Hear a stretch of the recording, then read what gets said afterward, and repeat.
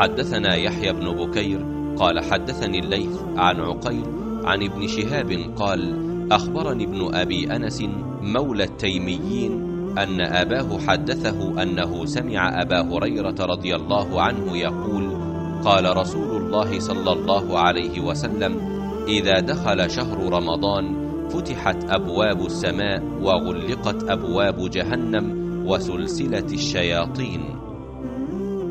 इब्न शहाब ज़ाहरी ने बयान किया कि मुझे बनु तमीम के मौला अबू सहेल बिन अबी अनस ने खबर दी, उनसे उनके वालिद ने बयान किया और उन्होंने अबू हुरैरा रज़ियल्लाहु अन्हु को कहते सुना कि रसूलुल्लाह सल्लल्लाहु अलैहि वसल्लम ने फरमाया, जब रमज़ान का महीना आता है तो आसमान के तमाम दरवाजे खोल दिए जाते हैं, जहन्नुम के दरवाजे बंद कर दिए जाते हैं और शयातीन को जंजीरों से जकड़ दिया जाता है। सही बुखारी हदीस नंबर 1899।